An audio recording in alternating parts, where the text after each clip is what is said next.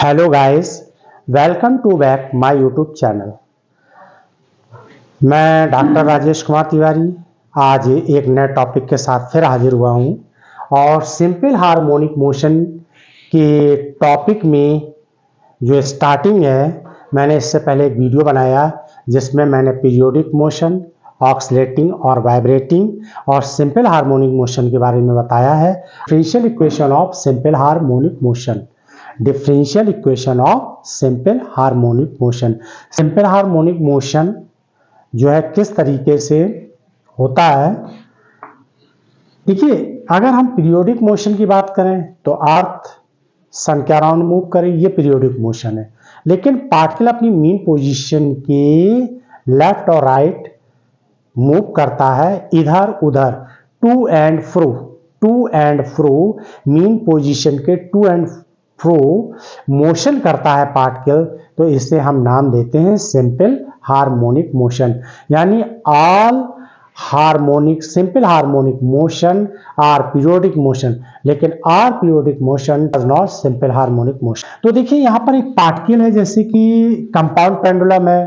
Compound pendulum क्या होता है? अपनी मीन पोजीशन के टू एंड फ्रो मोशन करता है। इसी तरीके से अगर हम अगला पॉइंट ले लें, एक पार्टिकल है या स्प्रिंग ले लें।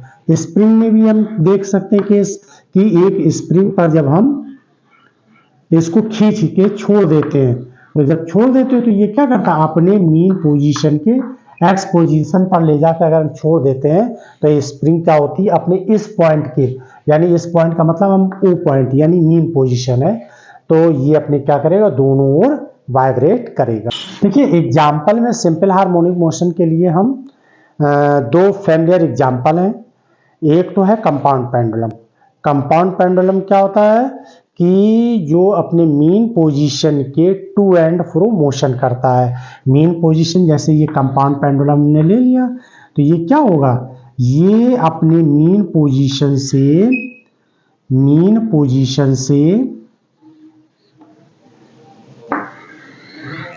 ये इसकी मीन पोजीशन या इक्विलिब्रियम पोजीशन भी कह सकते हैं।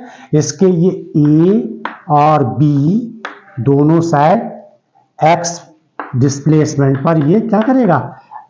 वाइब्रेट करेगा। यानी ऑक्सीलेशन जो इसका होगा वो मीन पोजीशन से एक्स ए तक जाएगा, फिर ए से वापस ओ से बी और बी से फिर ओ आएगा। तो यानी ये मीन पोजीशन के अबाउट जो है क्या कर रहा है? टू एंड फ्रो मोशन कर रहा है, यानी इधर उधर कर रहा है। दूसरा एग्जाम्पल हम ले सकते हैं इसी में, फैमिलियर एग्जाम्पल में अगर हम बोलें तो स्प्रिंग ले लें। स्प्रिंग को जो है मैं ऐसे जो है ये ले लें और इसको अगर हम खींच के छोड़ दें तो ये क्या करेगी? वाइब्रेट करेगी। वाइब्रेट करेगी कि नहीं करेगी? तो ये अपने मीन पोजीशन के about to and fro motion करेगी। तो ये दोनों ही बेस्ट एग्जाम्पल हैं सिंपल हार्मोनिक मोशन के। तो अगर मान लीजिए कि किस तरीके से इसमें पार्टिकल वाइब्रेट करेंगे, एक एम मास का पार्टिकल लेंगे और वो एक्स पोजीशन पर हम उसको ले जाके छोड़ देंगे, एक्स पोजीशन पर ले जाके छोड़ देंगे। तो देखिए, जैसे हम एक्स पोजीशन पर उसको लाएंगे पार्टिकल को, तो उसमें एक रीस्टोरिंग फोर्स एक्ट हो जाएगा। रीस्टोरिंग फोर्स क्या हो जाएगा? एक्ट हो जाएगा। यानी कि वो पार्टिकल को, यानी कि ये क्या है? कंपाउंड पेंडुलम है ना, हम ए पे ले जाके छोड़ दें, तो यहां पर जब यहां छोड़ेंगे, देखिए वो ए पे ले आएंगे तो क्या ये यहां रुका रह गया? कहां आएगा? मीन पोजीशन की ओर चल देगा। क्या होगा? ए से मीन पोजीशन की ओर क्या करेगा? मूव करने लगे। तो जब हम यहां ले आए तो इस समय इसमें एक रीस्टोरिंग फोर्स एक्ट हो जाएगा और वो रिस्टोरिंग फोर्स की वजह से वो क्या होगा? मीन पोजीशन की ओर मूव करने लगेगा और फिर इसके बाद जब यहां पर आएगा इससे ये आगे बढ़ने लगेगा। तो फोर्स जो है डिस्प्लेसमेंट के क्या होता है? डायरेक्टली प्रोपोर्शनल होता है। ये जो रिस्टोरिंग फोर्स होता है वो डिस्प्लेसमेंट के डायरेक्टली प्रोपोर्शनल होता है और कैसा होता है? अपोजिट होगा। एक्ट फोर्स कैसा होगा? डिस्प्लेसमेंट के अपोजिट होगा। क्लियर है ना? तो देखिए, एग्जाम में आपको कैसे क्या लिखना है। एक consider a particle of mass M, एक एम मास का पार्टिकल ले लें जो सिंपल हार्मोनिक मोशन के अंडर मोशन कर रहा है सिंपल हार्मोनिक मोशन है। Executing simple harmonic motion if X displacement, X be the displacement, और उसका डिस्प्लेसमेंट कितना है, एक्स है, of the particle from mean position, mean position से वो एक्स डिस्प्लेसमेंट पर क्या करेगा, ऑक्सीलेटिंग शुरू कर देगा। If x be the displacement of a particle from mean position at any instant time T, the restoring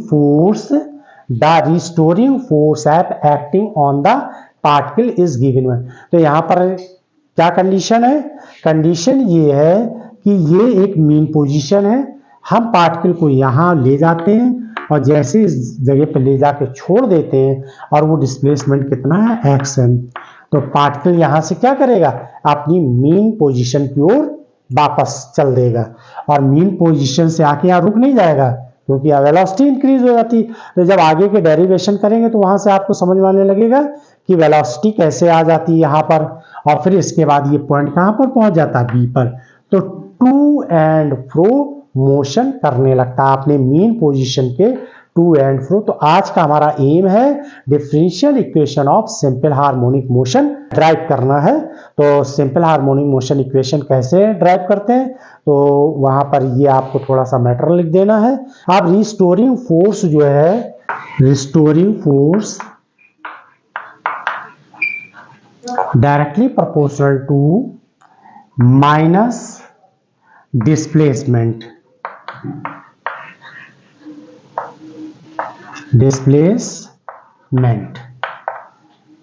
तो यहां पर restoring force directly proportional to minus displacement. तो देखिए जब कोई पार्टिकल अपनी मीन पोजीशन, ये मीन पोजीशन या इक्विलिब्रियम पोजीशन, मीन पोजीशन या इक्विलिब्रियम पोजीशन पर कोई पार्टिकल वाइब्रेट करेगा ए टू बी, ए से कहा जाएगा, पहले मीन पोजीशन आएगा और मीन पोजीशन से फिर क्या, बी पे जाएगा, बी से फिर मीन पोजीशन, यानी मीन पोजीशन को हम ओ नाम दे देंगे, और मीन पोजीशन ओ से ए और ए से ओ, ओ से बी और बी से ओ, इस तरीके से पार्टिकल क्या करेगा, ऑक्सीलेट करेगा, और मीन पोजीशन से उसका डिस्प्लेसमेंट कितना है, ये एक्स है। जब पार्टिकल आगे बढ़ेगा तो एक रीस्टोरिंग फोर्स क्रिएट होगा, यानी एक्टिंग द रीस्टोरिंग फोर्स, जो डिस्प्लेसमेंट के डायरेक्टली प्रोपोर्शनल होगा, लेकिन उस फोर्स का डायरेक्शन जो होगा वो डिस्प्लेसमेंट के अपोजिट होगा। पार्टिकल जैसे जैसे आगे बढ़ेगा फोर्स इसके अपोजिट काम करेगा, यानी मीन पोजीशन की ओर काम करेगा। जब पार्टिकल ओ से ए की तरफ जाएगा, जब पार्टिकल ओ से ए की यानी मीन पोजीशन से किसी एंड की तरफ जाएगा तो उस समय डिस्प्लेसमेंट बढ़ेगा, लेकिन रिस्टोरिंग फोर्स किधर की ओर होगा, उसके मीन पोजीशन की ओर होगा, और वो कैसा होगा, डायरेक्टली प्रोपोर्शनल होगा। जैसे जैसे वो ए की तरफ बढ़ेगा वैसे वैसे यानी डिस्प्लेसमेंट इंक्रीज होगा, वैसे वैसे रिस्टोरिंग फोर्स भी इंक्रीज होगा, लेकिन उसका डायरेक्शन किधर की ओर होगा, सेंटर की ओर, यानी कि मीन पोजीशन के अबाउट होगा। क्लियर है ना। वही चीज जब ये पार्टिकल इधर की ओर चल देगा तो रिस्टोरिंग फोर्स फिर इधर की ओर हो जाएगा, और जब यहां पहुंचने लगेगा तो रिस्टोरिंग फोर्स इस साइड हो जाएगा। तो हमेशा डिस्प्लेसमेंट, इंक्रीजिंग डिस्प्लेसमेंट के अपोजिट डायरेक्शन में होगा। क्लियर है ना। तो रिस्टोरिंग फोर्स माइनस डिस्प्लेसमेंट हो गया। क्लियर है। तो आप देखिए इसमें रिस्टोरिंग फोर्स को हम किससे रिप्रेजेंट कर रहे हैं, एफ से। रिस्टोरिंग फोर्स क्या है, एफ है। डायरेक्टली प्रोपोर्शनल का साइन बना दिया माइनस, और ये क्या है, डिस्प्लेसमेंट के। अब ये F directly proportional to minus X लिखा हुआ है, एफ इक्वल टू क्या है, directly proportional to minus X है।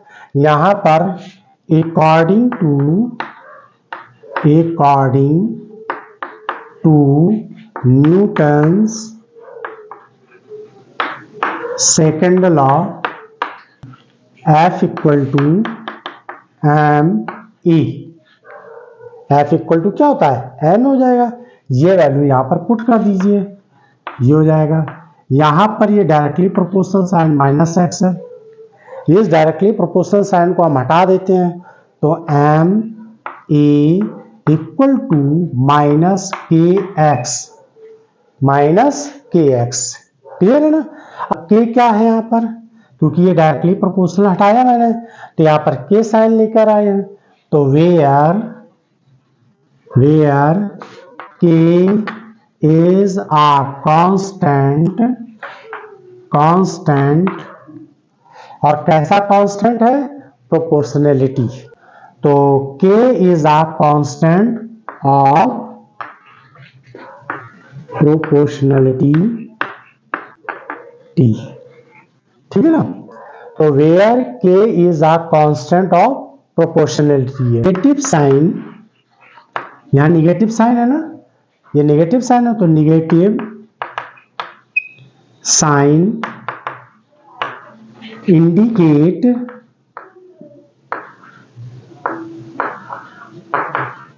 indicates that direction of force, negative sign indicate that the direction of force is opposite to increasing x, यानी जैसे जैसे x increase होगा फोर्स भी इंक्रीज होगा, लेकिन अपोजिट डायरेक्शन में, यानी मीन पोजीशन से जैसे जैसे डिस्प्लेसमेंट इंक्रीज होगा वैसे वैसे force toward the equilibrium position, force का डायरेक्शन कैसा होगा, इक्विलिब्रियम पोजीशन की ओर होगा।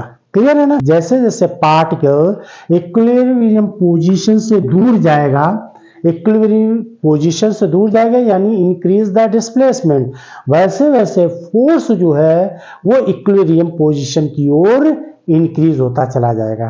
क्लियर है। तो इसका मीन्स ये है।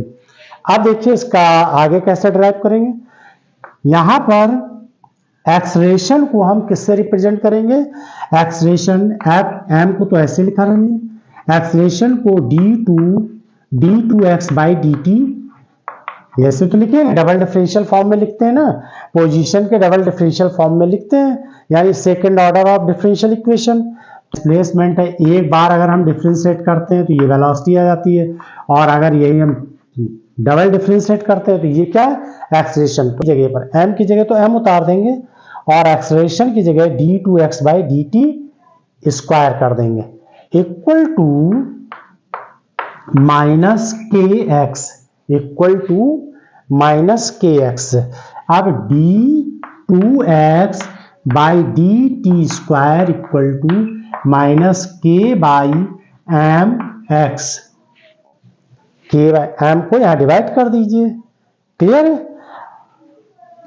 के बाई एम को d2x by dt square minus K by M X, यहां पर के बाई एम को ओमेगा स्क्वायर से रिप्रेजेंट करें। If we put omega square equal to K by M, omega square equal to K by M, यहां पर K by M की जगह पर ओमेगा स्क्वायर पुट कर दें, तो ये क्या हो जाएगा, d2x by dt square equal to minus K by M की जगह पर ओमेगा स्क्वायर लिख देंगे और ये x लिख देंगे, और ये वाला टर्म किधर ले आते हैं, लेफ्ट हैंड की ओर, तो ये हो जाएगा d2x by dt square plus omega square x equal to 0।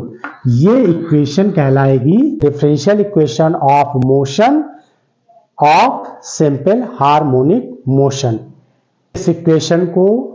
इस इक्वेशन को बोलेंगे हम, या ऐसे कर दीजिए, यहां पर लिख दे रहे हैं इसके बाद अब इक्वेशन, ये जो इक्वेशन है, अब इक्वेशन